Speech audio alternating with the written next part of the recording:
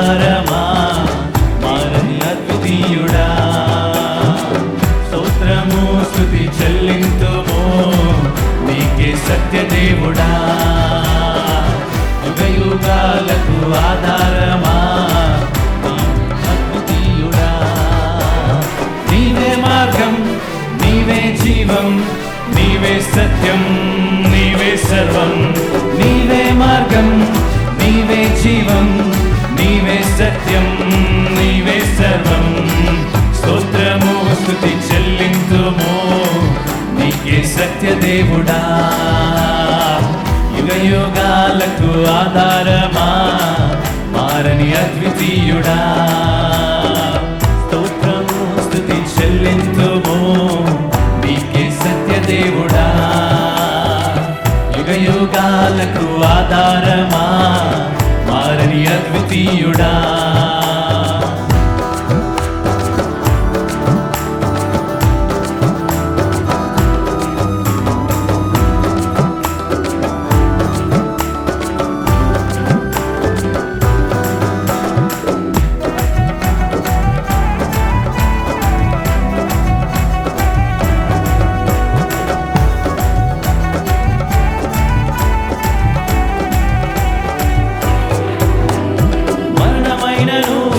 సంద్రమైనను నీ తోడు నాకుండ భయమేలను శత్రు సైన్యమే నా ఎదుట నిలచిన శత్రు ఎడబలమైన కోట నీవెగా మరణమైనను ఎర్ర సంద్రమైనను నీ తోడు నాకుండ భయమేలను శత్రు సైన్యమే నా ఎదుట నిలచిన శత్రు ఎడబలమైన కోట నీవెగా నా దుర్గమా నా శైలమా నా విషయమా నా ఆనందమా నా దుర్గమా నా శైలమా నా విషయమా నా ఆనందమా నీవే మార్గం నీవే జీవం నీవే సత్యం నీవే సర్వం నీవే మార్గం నీవే జీవం నీవే సత్యం నీవే సర్వం స్తోత్రము స్తుతి చెల్లింతుము నీకే సత్యదేవుడా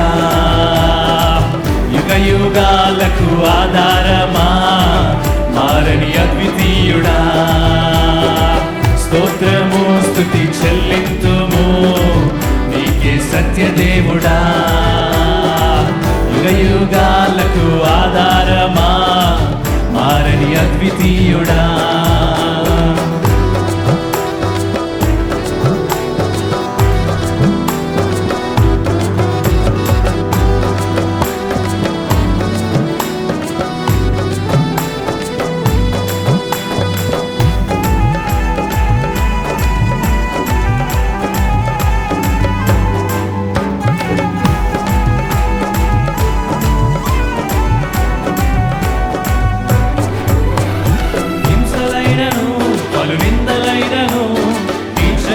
రెక్కలే నాకు ఆశ్రయం చీకటైనను అగాధమైనను నీ కృపా కిరణమే వెలుగు మార్గము హింసలైనను పలు నిందలైనను నీ చల్లని రెక్కలే నాకు ఆశ్రయం చీకటైనను అగాధమైనను నీ కృపా కిరణమే వెలుగు మార్గము నీతి సూర్యుడా నా పోషకుడా నా వైద్యుడా నా మంచి కాపరి నీతి సూర్యుడా నా పోషకుడా నా వైద్యుడా నా మంచి కాపరి నీవే మార్గం నీవే జీవం నీవే సత్యం నీవే సర్వం నీవే మార్గం నీవే జీవం నీవే సత్యం నీవే సర్వం స్తోత్రము స్తుతి చెల్లింతుము నీకే సత్యదేవుడా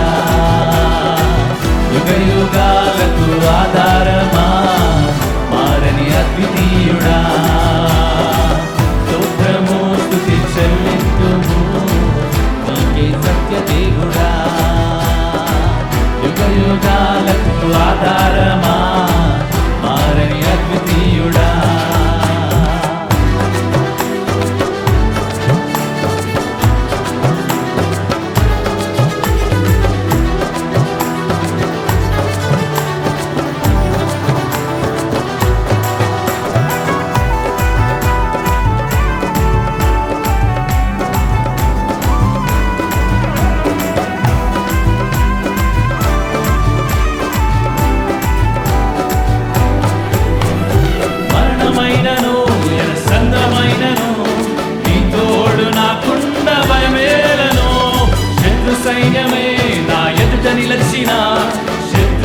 ఎడబలమైన కోట నీవేగా.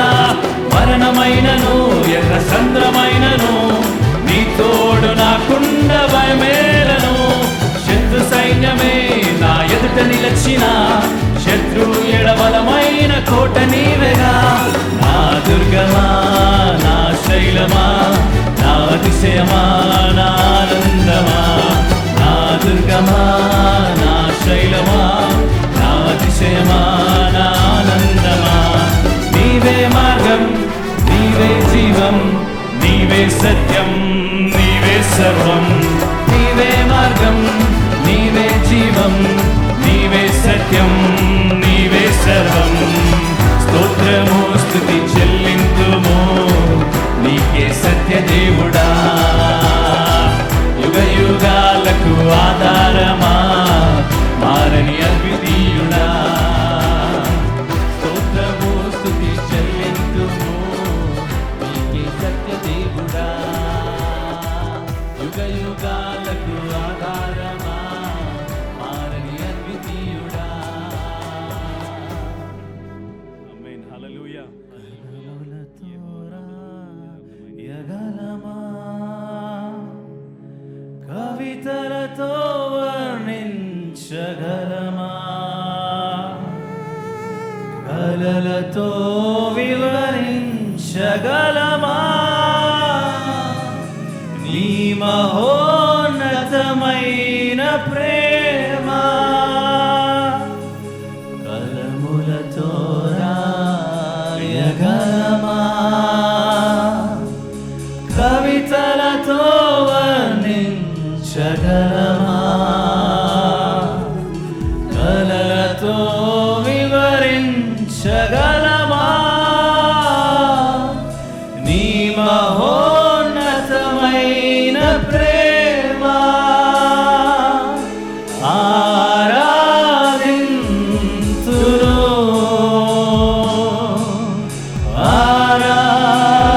ఆరాధింతును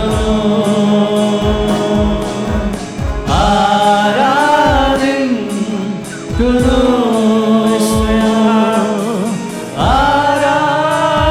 ఆరాధింతును. రారాజువు నీవే నా తండ్రిని నీవే నిన్ను విడువను ఎడబాయను. రారాజువు నీవే నా తండ్రిని నీవే నిన్ను విడువను ఎడబాయను. కలములతో రాయగలమా. కవితలతో వర్ణించగలమా. కలలతో వివరించగలమా. నీ మహోన్నతమైన ప్రేమ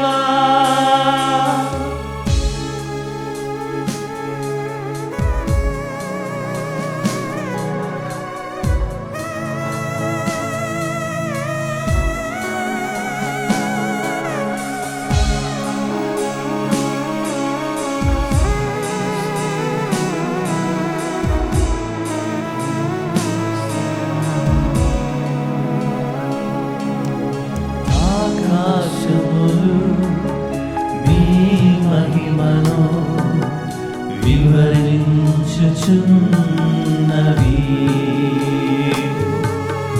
అంతరిక్షము నీ చేతి పనిని వర్ణించుచున్నవి.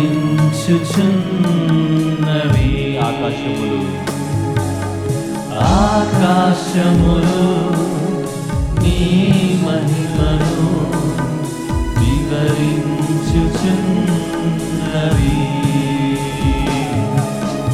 అంతరిక్షము నీ చేతి పనిని వర్ణించుచున్నది.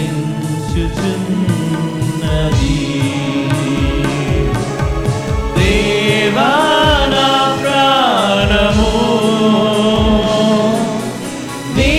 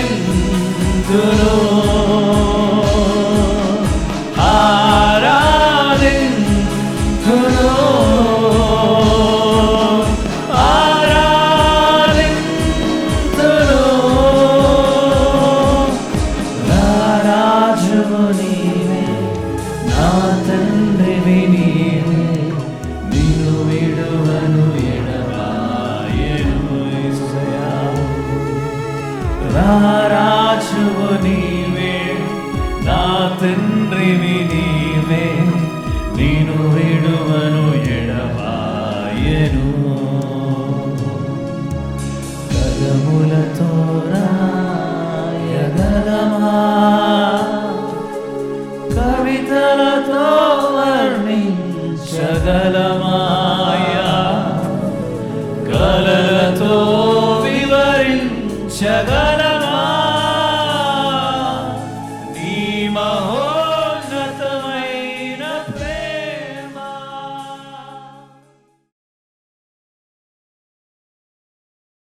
క్రీస్తునందు ప్రియమైన సహోదరి సహోదరులారా, ప్రభువైన యేసుక్రీస్తు నామములో మీకు అందరికీ శుభములు, వందనాలు. ఇంతవరకు కూడా దేవుని ఆరాధించడానికి, స్తుతించడానికి, మహిమపరచడానికి సర్వశక్తి కలిగినటువంటి దేవుడు ఇచ్చిన ఆధిక్యతను బట్టి దేవునికి స్తోత్రం. మనం అందరం కూడా వాక్యాన్ని ధ్యానం చేద్దాం. మన ధ్యానాంశము చోసన్ పీపుల్, ఏర్పరచబడిన వారు అనే ఈ అంశాన్ని మనం ఈరోజు ధ్యానం చేస్తున్నాం. దీంట్లో 3వ భాగం నూతన జన్మ మరియు నిరీక్షణ, న్యూ బర్త్ అండ్ హోప్. దేవుని వాక్యాన్ని మనం చూద్దాం. 1 పేతురు పత్రిక 1వ అధ్యాయం 3 నుండి 4 వచనాలు. మన ప్రభువుకు యేసుక్రీస్తు తండ్రి అయిన దేవుడు స్తుతింపబడును గాక.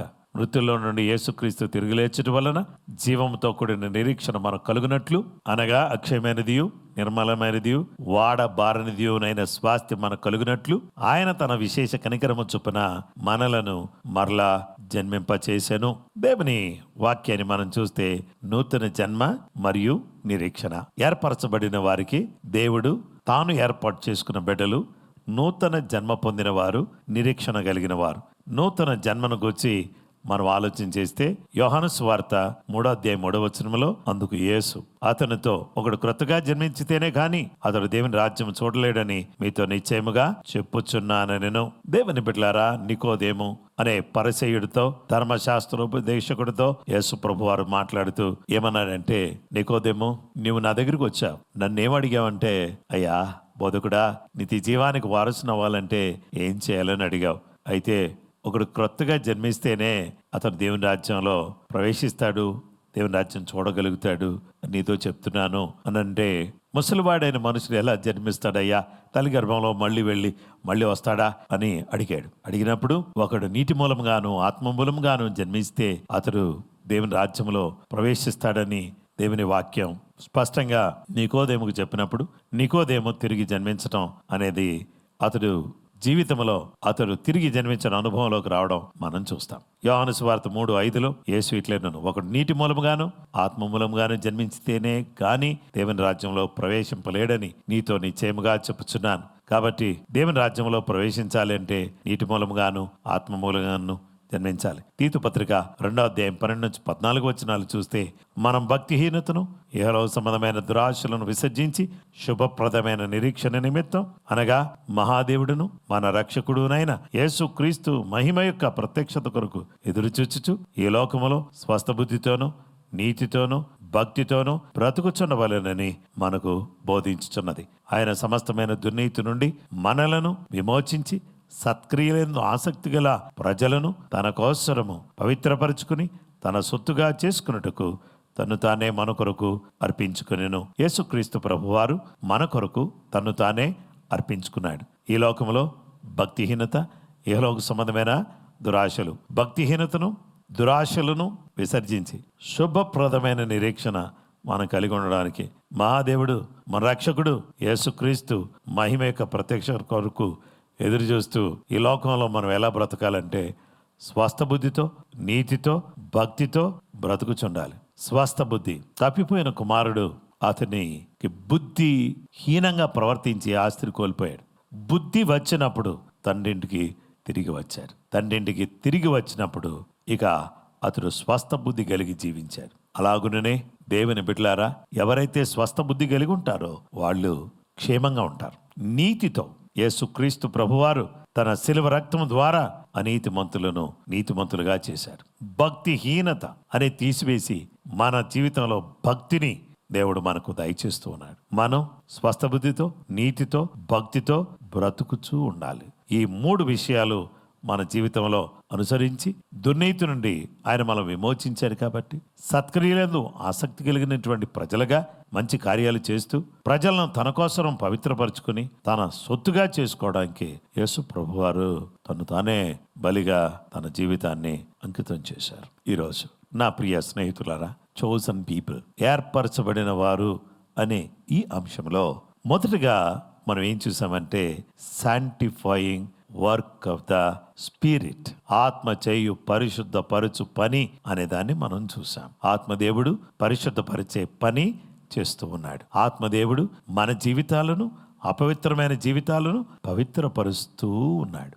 ఆ తదుపరి sanctifying work of the blood అనేది రెండవదిగా మనం చూసాం. రక్తము చేయు పరిశుద్ధ పరచు పని. ఈ రక్తము ద్వారా ఉగ్రత నుంచి తప్పించబడి, చూడండి, సంహార దూతను, నాశనాన్ని తప్పించుకుని మనమందరం కూడా ఆయన దగ్గరయ్యాం. అప్పుడు దేవుడు మన జీవితంలో నూతన జన్మ దయచేసి ఆ జన్మ పొందిన వారికి నూతనమైన నిరీక్షణ అనగా శుభప్రదమైన జీవంతో కూడిన అద్భుతమైన నిరీక్షణను దయచేసి మనందరినీ కూడా తన అడుగు జాడల్లో తనకు ప్రియముగా, తనకు దగ్గరగా జీవించాలని ఆయన కోరుతా ఉన్నాడు. కనుక ఇక్కడ కూర్చున్నటువంటి మీరు, ఈ ప్రార్థన పోరాటంలో పాలుపంపులు పొందుతున్న మీరు ధన్యులు. ఎందుకో తెలుసా?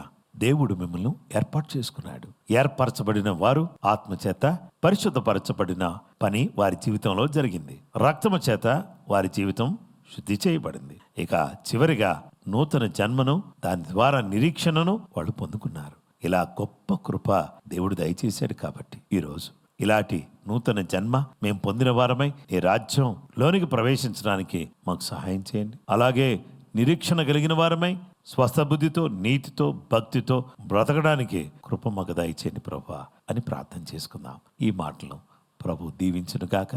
ప్రార్థన చేద్దాం.